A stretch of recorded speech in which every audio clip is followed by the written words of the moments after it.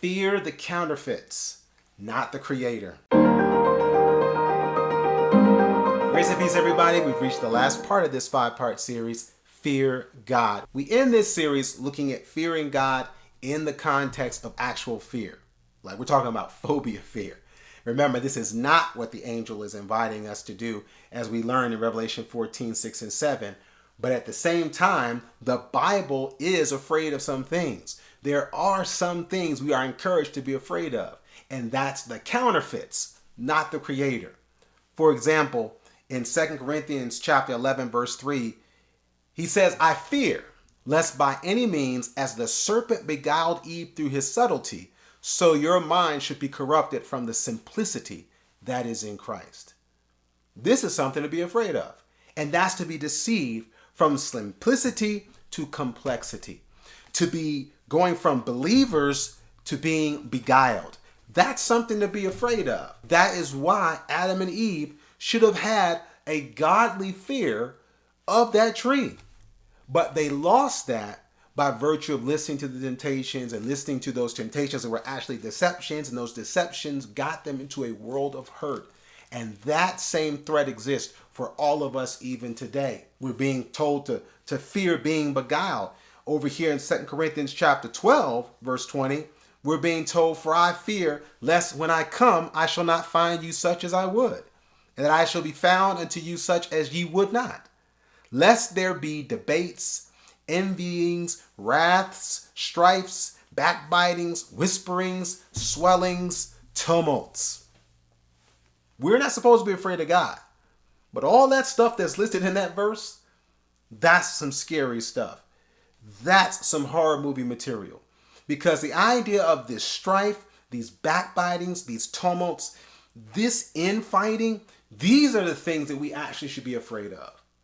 These are the fruit of wickedness. These are the fruit of selfishness that we should actually be afraid of, as we unfortunately may be afraid of the very things we're supposed to be loving or going to or drawn to. It's powerful stuff that the Bible is not a book of fear, but here we're being told what to actually fear, and it's not God. One more verse here, and this one's in chapter 4, verse 1 of Hebrews. And if there's anything to be afraid of, this will probably be number 1 on the list, because let us fear, therefore, let us fear lest a promise being left us of entering into his rest, any of you should seem to come short of it. In a word, what are we to fear? Unbelief. And the reason why we could probably argue this is the number 1 thing to be afraid of, because by not having that belief, we lose the only thing that is necessary to experience salvation. We lose the only key that is necessary to unlock the gate of grace, and that is to believe it. And if we don't believe, then we have no hope. We have no opportunity to access or avail ourselves to what God is freely offering, because that's the only thing we have, and that's our choice. So now when we think about what to fear, it's interesting, and I hope we see that our gaze and that our nervousness transitions from heavenward to earthward. All of these things that are here, all these things that become commonplace, we actually have learned to embrace them. We've gotten used to them, or even numb to them.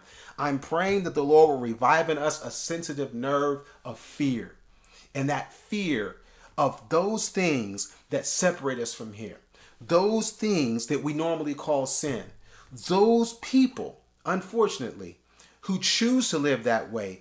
We want to find ourselves standing in faith, and that faith is as balanced and is as rooted as our fear of disappointing God, our fear of offending him, our fear of hurting someone or something that he has created. If we can ask for God to develop this kind of fear in us, I believe, and the Bible has shown us, that our faith likewise will grow in him, and our desire to fear him, to obey him, will grow, because we've learned to be afraid of any and everything that's not of him.